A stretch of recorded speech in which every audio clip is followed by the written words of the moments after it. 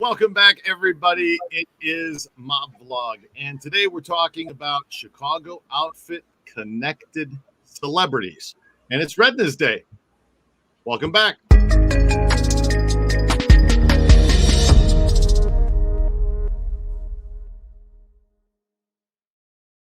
Hey, Red, how's it going today? Good. A little overcast. I'm having the same problem you do. This may cut in or cut out. I don't know. Yeah, sorry we're a couple minutes late here, but yeah, the connection is kind of choppy on my end, and I'm watching it and hoping that we're not going to end up getting cut out. But if that does happen, that's why. You freeze frame every couple seconds. Okay, well, let's see. That may happen. Who knows? We'll see. So everybody wants to know celebrities, and we have some lined up here. I put together some photos, so we have something to go along as we go along and talk about things in different people, places, and whatnot. What else? Celebrity land is Las Vegas. All celebrities go to Las Vegas. Very true. It's the entertainment capital of the world. More shows, celebrities, performers on Earth right here than anywhere else in the world. So it's a... In between time, I want to mention Pam Ingram said she made a comment about Chicago, the rock band. And Tony Spilatro actually owned a piece of the rock band. It was the Chicago. And it was in Mike Burns' column in his news page. But also it went to Pete Chevrolet. It was part of the Grand and Ogden crew. Pete Chevrolet. I remember talking about him before, too. Yeah. Well-connected guy. Mm-hmm. So interesting. Frank Schweiss were like that.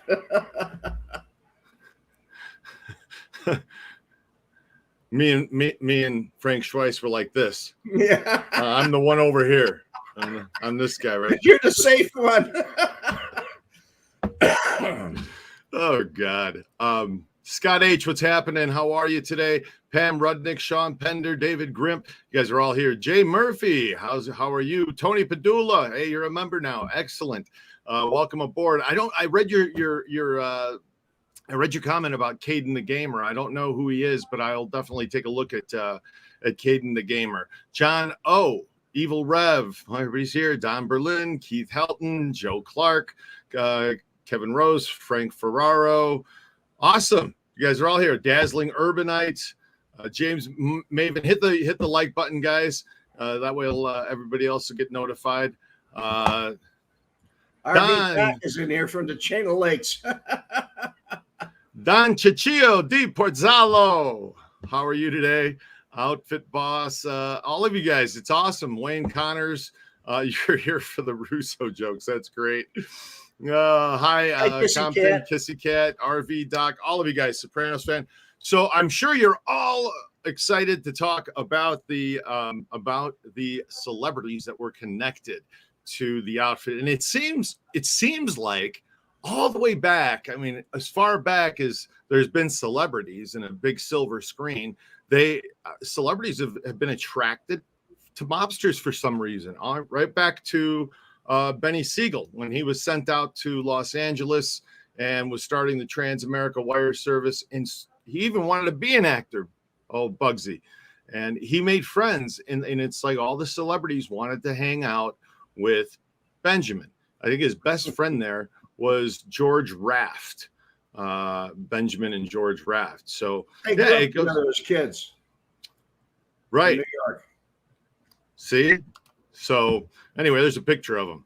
Oh, Benjamin. He was a handsome devil, Benjamin, but not a good actor, from what I understand. I've not seen a screen test, but from what I gather and read, he wasn't very good. Anyway, so it's always been a thing. The celebrities have been attracted to the. Wasn't Virginia Hill also a celebrity? But she was somehow also. Yes, she was an extra in George Raft's movies. Right. I also understand she was very promiscuous. You might say Virginia Hill. Yes. Well, you might say that. You might say that. Ask Joe Epstein from Chicago. So during the Kefauver trials, and Senator Kefauver was investigating organized crime. If you recall, that happened in the 60s. Anyway, they put her on the stand Virginia Hill, and this was live television back then. There wasn't any kill switches or cutoffs or anything like that. And they were grilling her, and they were like, "Miss Hill, where did you get this $5,000?" And you go, "Well, I had a receipt right here from Mr. Giancana, and he gave it to me." And Miss Hill, where did you get this $8,000? Well, Mr. Capone, he gave it to me right here. There's a receipt for it and everything. And finally, they said, "Miss Hill, why did these gentlemen give you that money?" And she said, "Well, because I'm the best goddamn cocksucker in all of Hollywood." They pulled her off the stand so fast. They had no idea what was going to come out of her mouth next. Knew what went into it, didn't know what was coming out of it. So she's time out. Anyway, time out. Cut. Yeah, right. They were, parents at home with their kids covering their ears. Kids going, "Mom, what's that?" Anyway, so Virginia Hill, she was tied in as well, but also very, yeah. Anyway, hi Adam. Red today that Tony Bennett was hit in the head with a phone book by Tony Spilatro over a girl. I wouldn't doubt that one bit. Paul Brown, where did you read that? I wanna look that up. That's interesting. All right, so about my experience with Tony Bennett. I did a bedtime story on my GTO when I ran it into the lake, and I pulled up to the place. I swam to shore. It was right across the street from the Edgewater Beach Hotel. It was called Tibor's, and Tony Bennett was in there playing the piano bar. He played till like 9-10 in the morning. They just shut the blinds, and they played all night, man. Wow. And he took requests from anything. He could play anything. Wow. Huh. He knew every song. So you talked about a place. You told me about a place, and I don't have it here. Wow, I'm just looking. Anyway, let's go back now. We're going to go back as far as Sam Giancana. Then you have Phyllis McGuire. She was part of the McGuire sisters. And the Villa Venice. He built it just for her. Wow. I never went to the Villa Venice. I hear it was nice, though. I think it was torn down by the time you were born. They had a big fire. Oh, okay. So that was quite the thing, this Sam and Phyllis McGuire. But see, didn't just stop there with the outfit, right? Because you had also Marilyn Monroe came into the picture, right? Oh yeah. She was something else. She climbed her way to the top. Climbed? Is that what you want to call it? Climbed? I guess. She didn't ride her way to the top? I guess she could. Pam Rudnick. Yes, Michael Spilatro did do some acting. He was good too. He really was. When I go over and look at the old ones that he did, he was very good. So what he did, Larry Manetti. Larry Manetti was, I don't know, they knew each other off screen. I saw them a lot of times together over at the Bird's Nest. Here's credits from, I think this is from Magnum PI. There it is. Michael Spilatro playing a federal marshal in the credits. He played many different roles, but that's one he played. Yeah. And there he is again. Looks like he's playing an officer of some sort. He has a gun inside his jacket in that shot. So yes, what's the deal? What was did Michael want to be I mean, did he aspired to be a movie star? I mean, I heard he really did. And he was a good actor too. Right. I hear he was also a magician, did magic. I didn't know that. Oh, you didn't know that? Yeah, he sure did. The only magician I've ever known is you. That's it. Well, Frank told me that Michael Spilatro did card magic. He used to do card magic. Sleight of hand, huh? Mm-hmm. Sure did. So, and I could see, being in the entertainment and all, wanting to entertain in that form, being acting and all that kind kind of goes all hand in hand. Johnny Carson was a magician before he hit it big doing the television show. I watched him do a couple things on stage. Yeah, he did on his show. Every once in a while, he would do something. That was kind of something kind of cool. And speaking of him, Buddy Rich. Yeah. Buddy Rich was a famous drummer. Some of your guests may know about him, but he kind of was the replacement for Gene Krupa. And he had his own band called the Buddy Rich Band. And he played at the Valley View Yak for $500. $500 because they wanted him to play on Rush Street. And he had the gigs on Rush Street, which paid money. Yeah. So I met him and his daughter. His daughter they used to smoke weed. They used to go out and smoke weed together. She went on the road with him. Buddy Rich's daughter, huh? Yeah. Wow. Buddy Rich. And I think that's there he is. Yeah. Buddy Rich. Yeah. The drummer. Boy, he had the lips. He had big lips. Looks like Steven Tyler, right? Oh, yeah. Gosh. Unreal. Robert Conrad. Somebody just put in the comments there that Michael Spilatro was also close with Robert Conrad. So it's just Michael Graham said that. There you go. Robert Conrad said that Michael Spilatro was his best friend. I don't doubt it. He went to the funeral. Nope, when other people didn't. So, right. Quite a nice guy. Did Michael just do the stand-in work like this on Magnum? Was it stand-in work, or was he actually acting in the thing? He wasn't just an extra, right? He acted. He had lines. He talked. He acted. Bob liked him too. Bob wanted to further his career. I believe he's in one of the Baba Black Sheeps. Don Ciccio Di Porzalo said Robert Conrad loved him. Buddy Rich was the greatest drummer ever. Scott H. Tom on the wow. Mike N. Yeah, Gianni Russo taught him everything he knew. He himself was a celebrity. Yeah, I guess you could put it that way, right? Yeah. So there's Conrad with Tony. Yes. Picture of him. So they were good friends. They were good friends. Huh. Interesting. So, and there's one Tom Selleck with Michael Spilatro. He was on Magnum PI in that show a couple and times. And there's Larry Manetti next to him. That was who? On the other side. Larry Manetti. Ah, okay. So what other shows did he get on beside Magnum PI? Baba Black Sheep with Bob Conrad. Baba Black Sheep. Well, that's pretty interesting. So look at your comments, guys. Wasn't Buddy Rich married to Ella Fitzgerald? I don't know. The only thing I thought was very different about Buddy Rich was like taking his daughter on tour. And then this is a true story. She got lost and he was looking for her.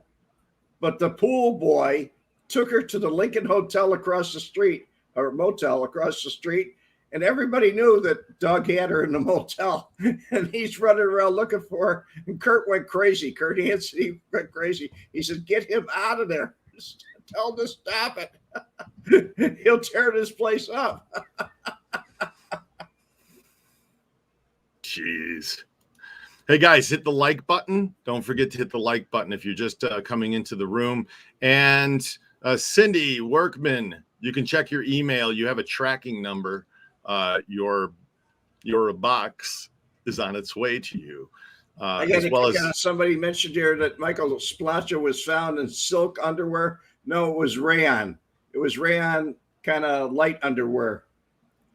They were boxers too. Rayon boxers? Yeah, some people like, I'm sure that Lefty Rosenthal probably wore. Hey, I mean, if you're gonna have, I don't know. That's, to me, that I don't And I don't want to get Here's into the what kind of boxer underwear they brief wore. argument, but you're welcome. You're welcome, Cindy, and everybody else who ordered the boxes. They're done. I got to tell you. Now, hold on a second, Red. Give me just a minute. I want to show you guys something here. So this is a picture up of Tom Selleck, and there you go. Yeah, I know. I'm working on that. So I this is what it finished. And pardon the green screen. There's not really a hole in the box. That's just. This is what it looks like. This is the finished one. So here it is. And then this is a Blu-ray disc. Okay, it's a Blu-ray disc, and the Blu-ray disc you can play, or you got this. That removes, and then inside there's the gun hidden inside the pizza, and the pizza or the gun, it's a USB stick, and that pulls open, and this is a 32 gig USB stick. The file on it for the movie is only about 10 gigs, but there's extra room, so it's a cool USB stick too that you get. Anyways, that goes back there in the pizza, and I think it's covered back up. And this is an actual. You could lift it out of the box. I mean, it's an actual thing. I had to make these suckers by hand and then paint them by hand. It's the bottom of it. I mean, it's all brown, just looks golden, crusty. It looks like a mini pizza. Yeah, it does, right? Anyway, so that goes in, and then on the back of the box, they're all autographed. I'm tearing up my tabs.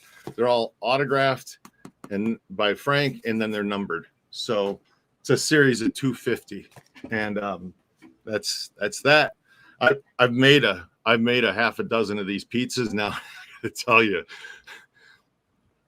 I gotta tell you that I hope nobody orders 100 of them at once, because that would be quite ridiculous. Yeah, it'd be a nightmare. I'd have to sit there and spend 4 months making these things and painting them. And anyway, so those are on the way. Whoever has them, just check your email, guys. You were sent tracking info. So yeah. Anyway, thanks, Kissy Cat, Joe Clark. Another celebrity that is in the movie Casino is Steve Allen. Mm-hmm. And he's Tony's walking through the restaurant. Tony Spilatro or Nicky Santor, whatever you want to call him. He's walking through the restaurant, and he said, by the way, Lefty said stop by and see him. And he said, you got him working for you too. He's got you working for him too, huh? He was a wise guy in some ways. He had some real curt lines. Hey guys, did anyone ever put those Lombardo Spilatro combo transcripts or his Johnny Russo? Hey, yeah, you got to get the transcripts that Spilatro and that's my job. Yeah, you got to get those. They're on the computer. You just got to find them. Sean Pender, no idea if Michael Spilatro did magic shows at his restaurant. I wouldn't know that. Yeah, he did the disappearing act. Yeah. There you go. Actually, you may be thinking about the black singer Pearl Bailey, who was married to the white band drummer Louis Bellsome. Maybe that's who you're thinking of a few minutes ago. Michael's really on top of things. He really is. Right. Don Berlin, you bought a bunch of the cups, but you forgot to go to order the pizza boxes. So go to mobmento.com. That'll get you there. And that's where everything else is also low. If you guys haven't, quickly, I'll do this very quickly because I want to get back onto the subject that we're here for. But quickly, here is, let's do this. Share. Okay. So that you guys can see, this is mobmento.com. All right.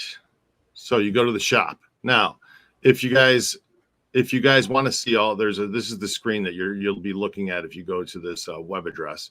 And let me just make it nice and big here. You can see. You got a link down below, don't you? There's a link. Yes, should be the link in the description.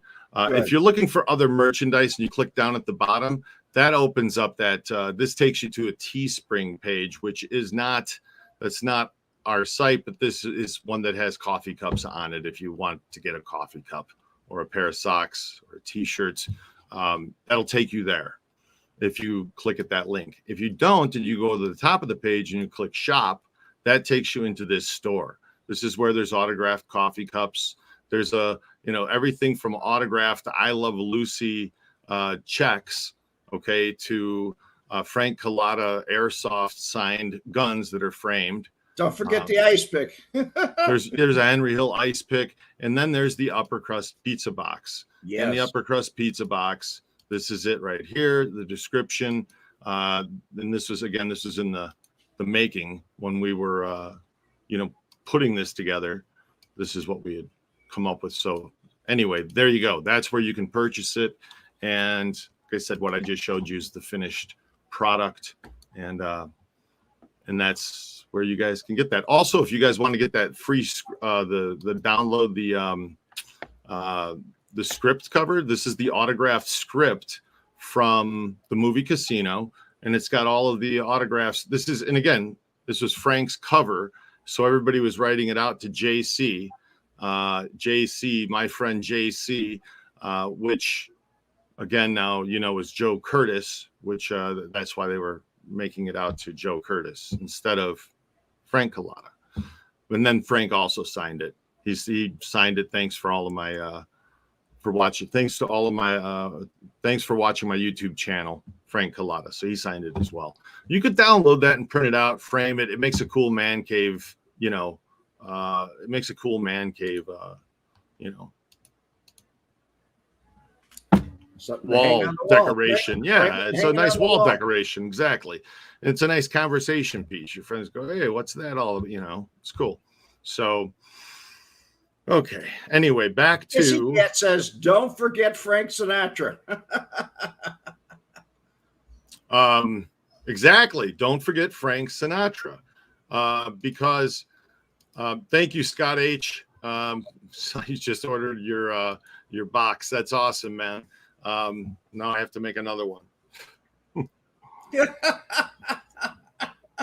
All right. So, did any of the mobsters ever get in close to Elvis? Yes. Yes. So tell us. There was a problem where when he broke up with Priscilla, he approached some mobsters to try and have the karate guy that ran off with her murdered, and the outfit turned it down. They said, "No way, we're not going to touch this with anything." Wow, that's a fact. Yeah, Frank was a really powerful guy. He was a really powerful guy. So he was really connected. Sinatra. Yeah, exactly. Yeah, well, he was Ava Gardner, Zsa Zsa Gabor. You told me a story about Zsa Zsa Gabor that I didn't know. Wow. Dean Martin. Yep. That goes all the way back to Steubenville and goes all the way to Las Vegas. All the Rat Pack, they were all connected. Peter Lawford. They all have mobster connections.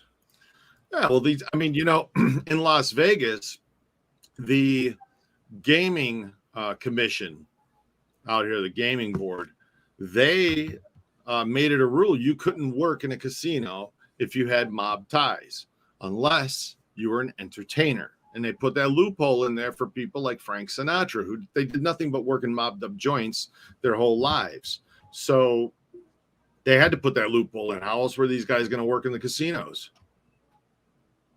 It's also because of that loophole why Lefty had his own television show and became entertainment director at the Stardust. And he had some great people on his show. I mean, I forget the name of the one guy. I think it was Bobby Darin that he had on his show. Bobby Darin? Lefty had everybody on his show. It was awful. No. Yeah. He did. There's a picture of Giancana shaking hands with Sinatra. Yes, there is. It's floating around out there on the internet. It's a lot of pictures of these. Sinatra was the go-between between the Kennedys and Giancana. So Peter he Lawford was forced to play at the Villa Venice. He was forced. He played for nothing at the Villa Venice. Outfit boss. So no, Lefty did not actually juggle on television. Lefty's actually, I think Lefty's quoted as saying that he was upset with De Niro for doing that because he never juggled on his show, and De Niro wanted to put it in the movie because De Niro never showed off in a movie on the screen that he could juggle. So that's what I understand as far as that scene in the movie goes. By the way, I found a new little nugget. And it's funny because I had this nugget of information, but I never looked at it. And if I did, I forgot about it. It's been that long. And I guess that can happen. I'm getting to that age, right? Shouldn't, but it can. And in the movie Casino, when you're watching the scene with De Niro and Pesci, they're upstairs, and the banker, Charlie the banker, comes into the thing, yeah? And when Charlie the banker comes into a scene, he's talking to him about, hey, what's the deal with my money in the bank, and I'm going to split your head open, and when you come out of your coma, you're going to in that scene on the bar, when they cut over to De Niro, and De Niro's just standing there looking at him like, De Niro's looking at him like, what the hell's this guy doing? I can't do nothing with him. He said, Exactly. And so when that happens, you look over at him, and when you do, next to him on the bar, there's a photograph, and it's in a frame, and that framed picture has a picture of actually Lefty and Tony Spilatro. So it's a little Easter egg in the movie, but Lefty and Tony Spilatro are in the movie Casino in that picture, in that scene. So anyway, I found it to be interesting. I find it to be interesting too. It's something I never noticed. I had to go back and watch it to see it, and I freeze framed it. Yeah, that could be. So Mike N, was the Chess Record Brothers connected? The Chess Record Brothers. I have no idea. Does that even mean anything to you? I don't know who they are. Wow. Interesting. Was Frank Sinatra's son-in-law connected? Kissy Cat wants to know. You know anything about that? Son-in-law? Yeah, son-in-law. I don't know. I know he introduced his daughter and his son, Sinatra Jr., who was kidnapped. He introduced all of them to different people that could further their careers. Their careers. And they did. It's hard to walk in your father's shoes. To be Frank Sinatra's son and be his orchestra leader and his band leader or whatever. And then later on, after, Frank was gone, he started to sing, but he wasn't anything like his father. Never could be. Right. Now, you talked to me about this guy. Oh, Tom Cruise. Because I've never heard this story before, but how in the world is Tom Cruise connected to the Chicago outfit? Well, he used to play at he was a stand-up comedian, or trying to be, real chubby kid, kind of rolls of fat. And he was standing on a box at Second City, and that was a few doors away from me. This is way back, a long time ago. And around 1980, somewhere around there. But anyway, Dick Lovell owned a we were having an argument. He owned a talent agency, and we were having an argument. And the argument was, he said, these people think they're going to be somebody. He said, we own them. He said, they only make part of the cash. You see what they made X amount of dollars. We make the money, we make the stars. And I was debating that with him. And he saw Tom Cruise doing his stand-up act. He was only 17 years old. And he said, I can make that kid a star. And I just looked at him and laughed. And after that, he walked over towards him. He talked to him. And he had his parents. He was only 17 years old. He had his parents sign the contract. And he guaranteed him that he would be in movies and he would do one B-grade movie for himself. And it was under $1 million budget. And it was called Risky Business. Mm-hmm. And that took off that career. From that, he took off. But he was connected with Jack Warner, and Jack Warner was connected with the mob too. So that's how that story goes. But he's gone on to, I don't know, a lot of things. And he hired Tony Pellicano a couple of times. It was all over the place. Mm-hmm. Everybody wanted to look into his life. Let's remember that Tom Cruise's first movie was Risky Business, and it was filmed in Chicago. Yes, it was.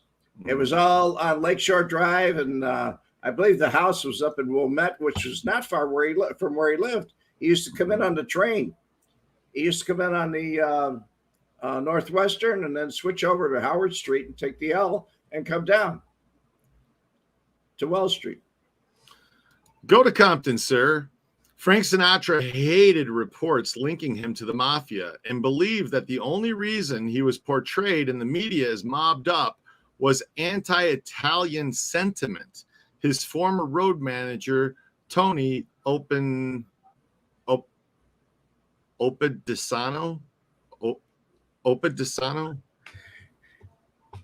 his road manager. Yeah, his road manager Tony is the one who said that this was coming. This is coming from his road manager. I remember Jimmy Fradiano wrote about him in his book. He wrote about Sinatra in his book, and at Frank's licensing hearing at the gaming commission for the CalNav, he turned around and they said, "Do you know this guy? Do you know this guy?" And he said, "I've had my pictures taken with many people. My manager would tell me, stand over here, let him take your picture." And when they brought up Fradiano, he turned around, he said, "That Fink?" He said, "I wouldn't know anybody like him."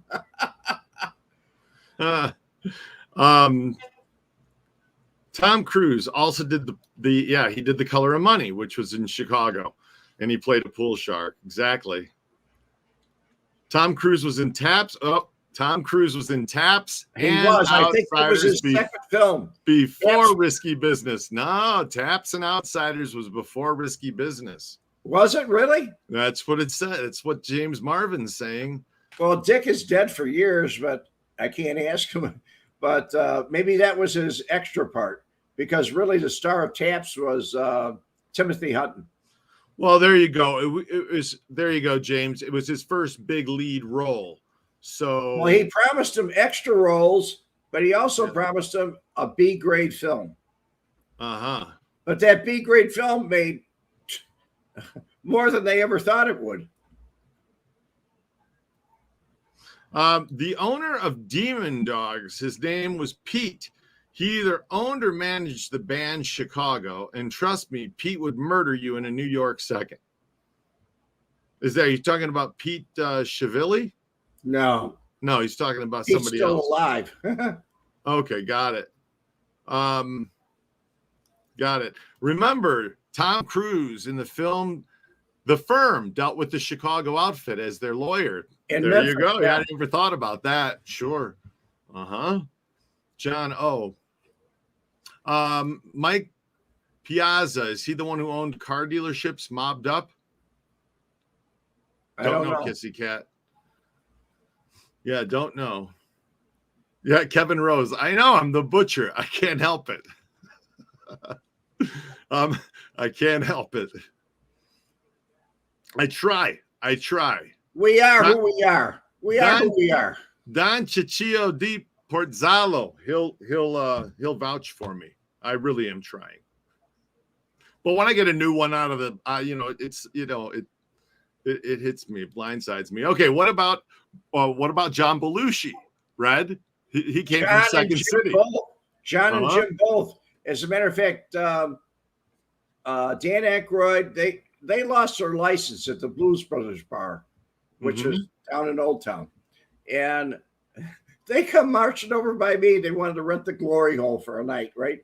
And they were always getting drugs were prevalent. That's why they lost their license. They were busted for drugs. But anyway, they asked me if they could lease it for the night. And I said, no way. I said, I don't care how much you pay me. It's not going to pay for the license, because once I blow the license, that's it on this address. Huh. What about Gene Autry? The outfit blew up his Sahara Inn hotel in 1964. That's news to me. I've never heard anything about that. Gene Autry? I'm sure Dale Evans never talked about it either. Gene Autry. You're going back into the 50s there. 60s. 50s and 60s, yeah. On Blast rocks Gene Autry Sahara Hotel in Chicago. There you go. Owner of the Octillo Lounge and Melody Ranch, former Holiday Inn, here had troubles in Chicago last night when a bomb planted in his fringe-topped Surrey rocked his Sahara Inn hotel. The United Press International reported today. The incident was the latest in the trouble-scarred history of the Sahara. One of Chicago's newest and fanciest spot opened less than 2 years ago by ex-convict Manny Scar. The blast shattered the glass. Murdered. Manny Scar was murdered.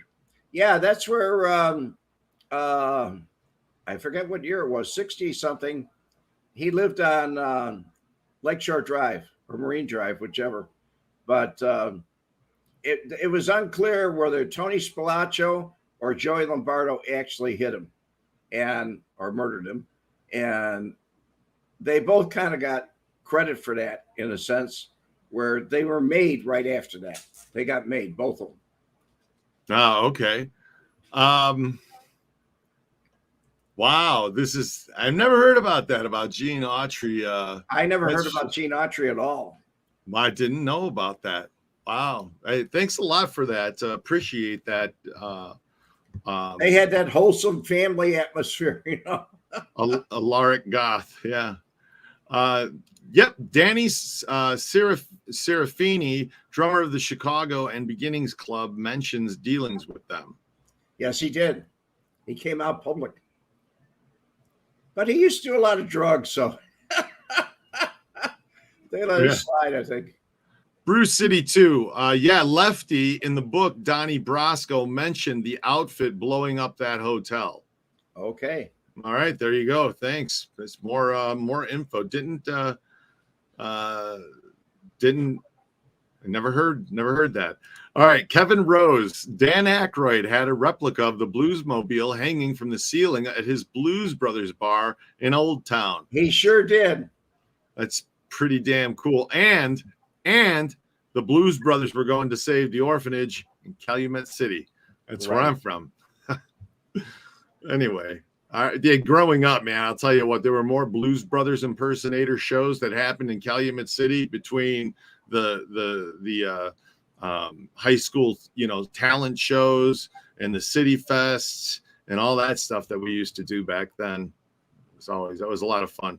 Buffalo Bills player Jake Camaro was the great grandson of former Chicago mob boss Tony Accardo. Yes, fun that's fact true. about celebrities. Interesting, huh?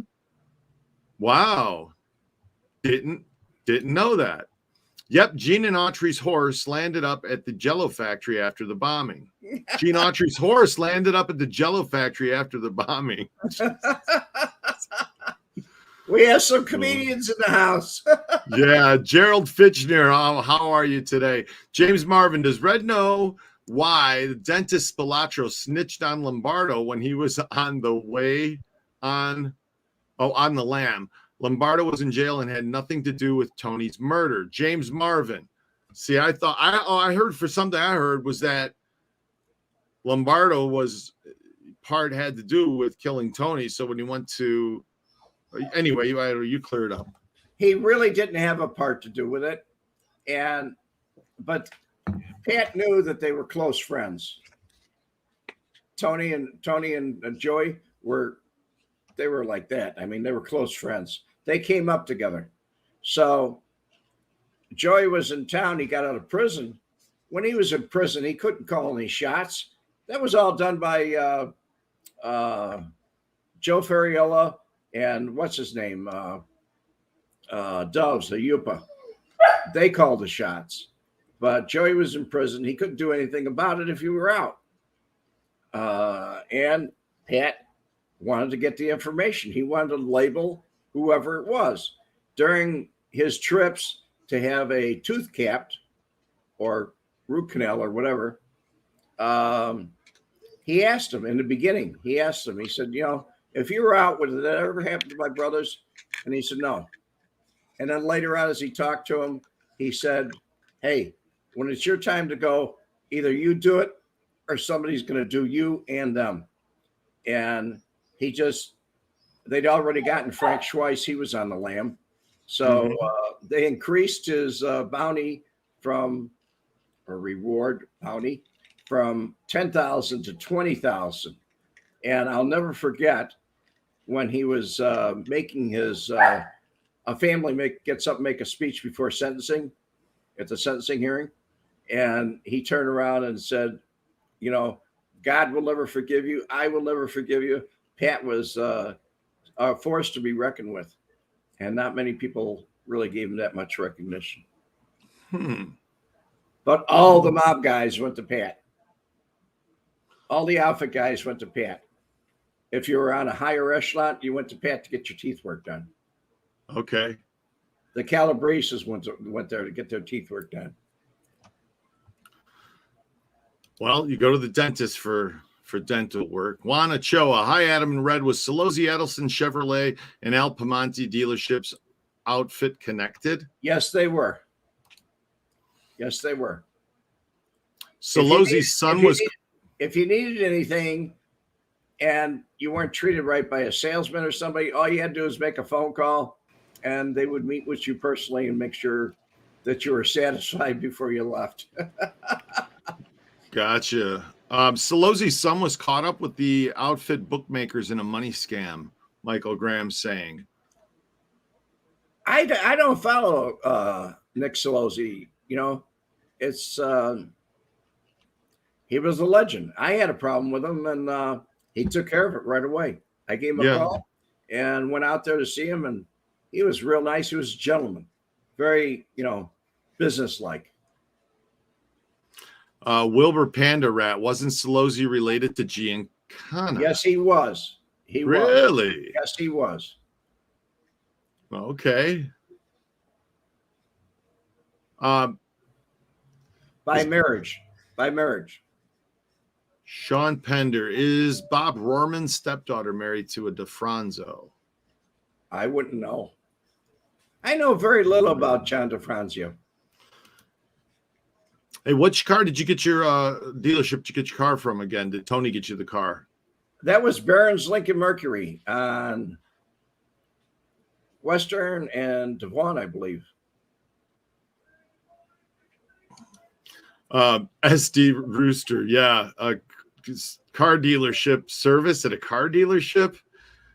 Boy, I remember going to car dealerships when I was a kid. My parents, when they were going to go buy a car, and man, the salesman would be out there, blah, blah, blah, blah, blah, blah, right?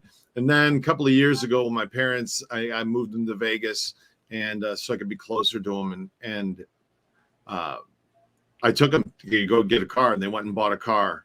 And was it a completely different experience? Go to CarMax. Oh, there's the car online. That's the one we want. All right, let's go there and pick it up. I remember when they used to give you free oil changes, all these different things. They give you coupons where you come into the dealer with them. And yes, I never did them because they were so expensive. Right. Matt Kissane. I met Solozzi at a dealership in Glendale Heights. Hey, okay. Matt, how you doing? I haven't seen you in a long. Matt did a podcast with me long time ago, 2016. Okay. Car dealership in Glendale. Yeah, Probably, Matt. I can see where you did in Glendale Heights. Tony Padula, yes, Pete Chiavarelli and the German were best friends. Just Google Pete Chiavarelli and the German, and you'll find an article called "The Chicago Syndicate Peter Chiavarelli." Pete Chiavarelli wanted to go on the meat block, on the license for the meat block, or Frank wanted him to go on. So they bought this mansion, and they started doing property trades back and forth. Oh boy, Alaric Goth. If you have a copy, of Rise and Fall, in here, it explains what happened with Barbara McNair, her husband in Las Vegas. What was his name again? Barbara McNair's husband. Do you know that story, Red? No, I don't. Or am I'm losing my mind right now, right? Barbara, why does that all sound familiar? I really didn't watch a lot Rick of Manzo, thank you. Yeah, Rick Manzo. Yeah, that's so I guess Barbara McNair's, she was a celebrity. She was connected, and what I think it was Tony that had the Rick Manzo. She was dating, then Tony was dating Barbara McNair and had her husband. I think. Is there anybody Tony didn't date? Right? Yeah. He made the rounds. Yeah, right. That's a. Sorry, I'm just looking. No. Tamara Rand, Rick Manzi. There it is. It's the last one. Keith, what was Red Wemette? He asked me a question. Red, what was the Weenie Wagon, Ken Hansen's favorite place to eat? The Weenie Wagons were made by Irv Weiner and kind of distributed by by Kurt Hansen, his brother. But as far as Ken Hansen's favorite place to eat, it was Jardine's, 159th in Harlem. Mm-hmm. That's how it went. Tony told Frank that he was managing Barbara, and Frank was like, "Oh yeah, I know what you're managing. Yeah, you're managing your way into the yeah, exactly." And that's what. So, yeah. Anyway. I don't think it's a big secret. Tony was a ladies' man. Yeah. So. And Nancy knew it too. Don Ciccio Di Porzala said the Manzi hooked her on heroin. Okay, Paul Brown. I don't know where you got this story, where this came from, or why this question's even happening. But is it true that Frank robbed Liberace and all his jewelry was all fake? I've never in my entire life heard that story. No. So I'm gonna say no. Now, no, it's not true. I would have heard about that one. How? Oh, no. See, you're gonna make me go crazy here. Whoever's saying this is making me go crazy. Liberace. Here's what I need to do. I'm trying to think because I think I made a thumbnail that had Liberace on it. And yes, I did. It is Coffee with Colada number 40. It is during a question and answer segment. Oh, you're going to kill me now here because this is an hour long. I'm going to have to go and watch it, guys, because Frank has asked. Let me just read the description that I wrote here and see what was said about Liberace.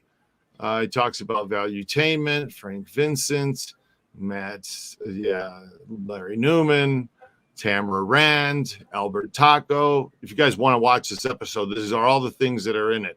The Albert buried the Spilatros in the cornfield. Did Albert's wife pick up Albert afterward? Jimmy Cusumano. Was it Billy Dauber or El Taco? Leo Gardino. All these are in here, guys. Mad Di Stefano, Grimaldi, Richard Gorman, FBI Bill Romer. This episode right here has a lot in it. But I do not see. It's a good episode. What number is that? Hold on. This is number. I'm gonna put the link right now for you guys. Hold on.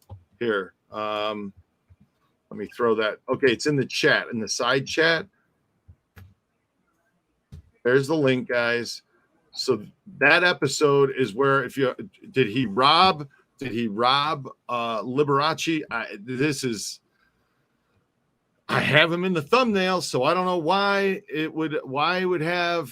He talks about the Marlboro Diamond in this episode. Let me do a quick search just to make sure. Liberace here. Frank tells about 2 robberies he committed against Liberace and Red Fox. There you go. So maybe it is in there. Maybe it is in there.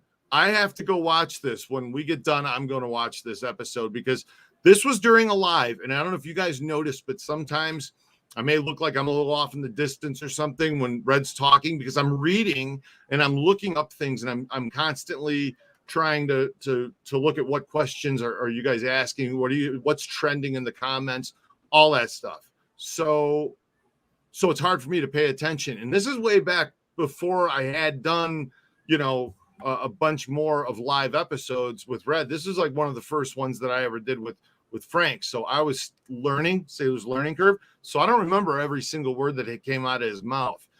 I would go back and re-listen and then put all the footnotes into the description so that we would know what was in them and what words, what people he talked about. But yeah, I guess he committed a robbery against Liberace. I got to see that epised. I really do. I'm going to have to go look at it. And then what I'll do is I'll probably make a little Vegas flashback, a short about it because I just don't remember. Hit the like button, guys. Keith Helton, thank you very much. I disagree that I am, but thank you very much. I appreciate that. Gerald Fisher, hey, Adam, stop thinking out loud. You're rambling. That's part of being a one-man show. God. Thanks for watching, Gerald. I appreciate you. And Scott, thank you for asking everybody to hit the like button. That's good. Okay, Kissy Cat, tell us about Steven Seagal getting involved with the mob. Very early he got involved with the mob, and he was actually a contract CIA agent, and he got outed by somebody, and he actually went to Tony Pellicano. He hired Tony Pellicano. There were threats made on his life, yeah. And wow. Tony Pellicano was hooked up. I met Tony Pellicano through Marshall Cafano. So he knew everybody out in Las Vegas. He knew all the celebrities and the stars because he was there before Tony was. That was his position that Tony replaced because Johnny Roselli really wasn't doing a good job. According to Google, which I don't know how accurate can this information be, but what happened to Steven Seagal and the Mafia? Siegel Nassau Productions dissolved as a business in the 2000s after the two parted ways as friends. The New York Times stated that the men were so close they used to live next door to each other in Staten Island. Well, money sparked a disagreement that snowballed into a mess with the Mafia.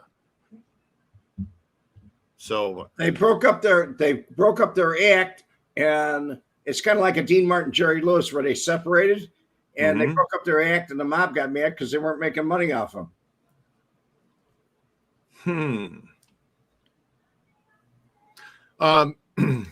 Gerald Fitchner, thank you very much. You're my number one guy. Jim Yeager, hit the like button, guys. Please Gerald's be sure to hit it. Gravano, Sammy Gravano has a good Siegel story, good Steven Seagal story. Did I say Siegel? Seagal, my God. Yeah, he has a good Seagal story. So if you guys go check out Sammy's channel and just type Sammy the Bull Seagal in YouTube in that search bar, and you guys will find the episode. That's how you guys can do it. Scott H, I blew up the like button with a remote controlled bomb under the front seat of Caddy. That's awesome, dude. You're a funny guy, Scott. How do movies and shows get mob guys for technical advisors? Wayne Connors. I can tell you that for Casino, the way that they got Frank Collada was through Dennis Arnoldy, who was an FBI agent who was approached by Nick Pileggi. When Nick Pileggi was doing his research, when you're writing a book, you're researching things, that's what you do. You go looking for leads, and you just go up the chain until you find what you're looking for, I guess. So, okay, guys, next week, what are we talking about? We're down to the last few minutes of the show today. So what's the subject for next week? You guys had some other ideas last week, the things we could talk about, but what do you guys want to do this week? Put it in the comments. Let us know, and we'll pick the top two. We'll pick the top two comments, and then we'll vote on them. So I got a question or a suggestion, and that is how many factions, like this one gentleman here, he said Turquoise 1971 asked how much was the St. Louis mob involved in Vegas, and that's Morris Shanker, and that was with Cleveland, but they got their loans through Alan Dorfman, so all the money went through Chicago to the Teamsters Union to trustees, but that's a good thing to go on. Do you show? It could be Dragon L, Grand Avenue Crew, Kevin Rose, Chicago area politics. How much does Hollywood? Good one. Didn't we do it though? No, we haven't. We did the Rush Street. We did the Rush Street crew. We did that. Grand Avenue Crew was the most powerful crew throughout the late 60s, 70s, and 80s. Wow. Okay. So what happened with Frank's real estate show way back when? Oh, that's funny. You brought that up. Frank's real estate show way back when. So there was going to be a show about Frank flipping houses, a mobster and his friends flipping houses, I think is what it was. And yeah, I don't know what happened with that. It never launched. I think that they were putting some things together for it, but I didn't hear much more about it. I don't know much about that.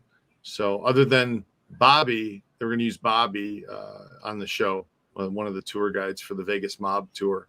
Matter of fact, Bobby is the guy who is in the little commercial. He's the guy who's standing in the middle, and he was going to be part of the show. There he is. Yo, Bugsy, it says here they got something called the Vegas Mob Tour. Yeah, Bobby, ain't you heard? It's all about our old friends Sam G and Caan, Meyer Lansky, Mo Dalis, and of course yours truly, Bugsy Siegel. Are you kidding? A mob tour about us? Yeah, they take you to where we used to hang out and to all the places where we used to do our crimes. You mean they expose all our secrets? Yeah, but it's okay, because we ain't around anymore. So let's face it, we can't get busted. Hey, you think we could sneak on board and check this out? Of course we can. Forget about it. They'll never even know we're there.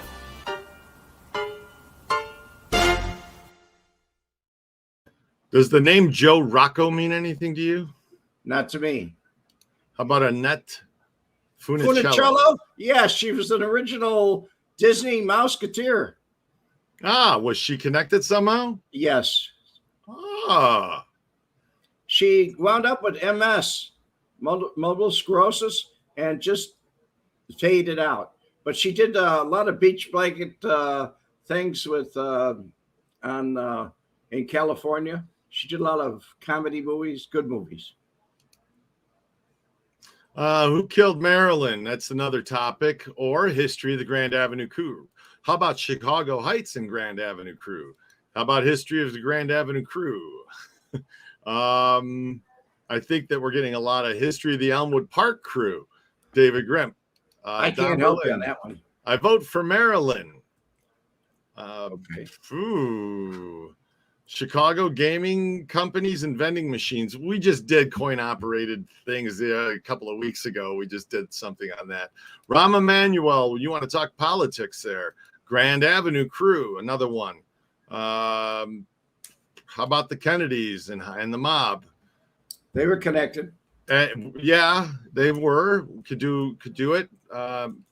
I am. What else are we seeing? Kennedy was close to Giancana. We did the Giancana thing not too long ago. Didn't we talk about that? Yes. Kissy Cat. I heard she was in love with Paul Anka. Yes, she was. She's talking about Annette Funicello. Annette Funicello. Annette Funicello. Yes. And Frankie They Avalon. starred a lot of films together. Frankie Avalon? Yes. With her? Yes. Okay. Grand Avenue Crew sounds good, Pam Rudnick says. Taylor Street Crew, Steve A says. They were pretty close, weren't they? Taylor Street. And Taylor Grand Street Avenue? was really a part of the Grand Avenue Crew, but they kind of divided it, but they were still connected. It was like we have the East Grand Avenue Crew and the West Side Crew. So, but they all kind of grew up in the patch. Yeah, that's a pretty good idea, Jono. See if you can get Steve Sharif on to talk about Las Vegas and the mob days in Frank. That would be cool. Write him an email. Donald Stevens, Chicago outfit bosses like Joe Lombardo. Donald Stevens had complete control of Rosemont Horizon, where a lot of people, a lot of guests and stars played. Maybe it was Frankie Avalon that Lefty had on his show that we couldn't remember. It was. Okay, Dazzling Urbanite, you're right. It was Frankie Avalon. It was, and he turned around and he said, he said, how's your family? And he said, I just had my sixth kid. And he said, oh, congratulations. He said, oh, it was my pleasure. Right. Corruption in the Democrat Party in Chicago. Scott H., we can't do that because it won't go anywhere. The YouTube won't show it. So there's no point in doing Live that. with it, guy. It's the way it's going to be. Yeah, it's just how it's going to be, man. I mean, and I kind of, I just don't want to. I don't want to do an episode that's not gonna go anywhere. Tom Jones, Marilyn, the Spilatro brothers, Michael, Victor, the Patch. Well, I think everybody. I think the majority want to do Grand Avenue Crew. They were part of the Grand Avenue Crew. Tony was part of the Grand Avenue Crew. Yeah, I mean, how about it? Let's do Grand Avenue Crew. What do you say, Red? I say go. It's what the listeners want to hear, but I say go. Hit 1 if you like Grand Avenue Crew. Hit 2 if you don't want Grand Avenue Crew. Jim Brown was a regular on Lefty's show. 1, you want the Grand Avenue. 2 is a no. Tom Johns, boo. Chris Edmonds, 1. William Davidson, 1. Tom Johns, 2. Ted Nedge, 2. William Davidson, 1. Kevin Coleman, Michael Graham, Stephen Beach, Dragon L, Sean Pender, Scott McTaggart, Gerald Fitchner, 1. It's a go. Dennis Paulson, no. Joe Clark, it's a 1. All right. Don Berlin, 2. Tom Johns, 2. Steve A, 2. Gerard Jarrett, 2. Pam Rednick, 1. Don Berlin, 2. You guys are fickled. Man, you guys are fickled. It's like we want to talk about this or we don't. Carl Foster, 26. He's not even on planet Earth right now. It's all good. How about the theft of Liberace's fake jewelry? I'm looking into that as soon as this is over, Paul Brown. I want to see that clip too. There's going to be a short going up with it, okay? Because I've not heard the story, which means I was reading comments while he was telling it. So I have to watch that. It looks like it's going to be Grand Avenue. I'm going through the comments. We have more 1s than 2s. And they really want Monroe and Sam G and Caan. I see a lot of that being said here. Monroe and Sam. Yeah. Well, didn't we do one on Marilyn Monroe? We did with Frank Schweiss, Tony Spilatro, Marilyn Monroe. Go back and watch the one we did. Well, we can do it again. I mean, and they could, participate. Everybody likes to participate on this, in this show. So, it's all right. We'll give you guys another vote. Push 1 if you want Grand Avenue Crew, 2 if you want Marilyn Monroe. So let's see what it is now. 1 for Grand Avenue, 2 for Marilyn Monroe. This is it. So, and then happy birthday tomorrow, Dave. It's somebody's birthday. Yeah, Dave. Dave Grimm. Hey, it's your birthday. Hey, happy birthday. Okay, guys. 1 1 1 1 2 1 1 1 1 1 1 1 2 2 2 2 2 2 1 1 1. All right. 1 is a good choice. 2 may be a very. This is what always happens is that we get a split crowd. Decibalis Rex, only 1 vote. All you guys, Tom Johns, 1 vote. You guys, you're making it look like there's more 2s than there are. Decibalis Rex, and Tom Johns. You guys can't do this to me here. It's too many. Tom Johns, both. You know what? We're doing Grand Avenue Crew next week. You guys have been fun. This has been a great time. Thanks for coming on again, Red. You're welcome. You're welcome. All right. Then next week, Grand Avenue Crew. And if you don't like it, suck it.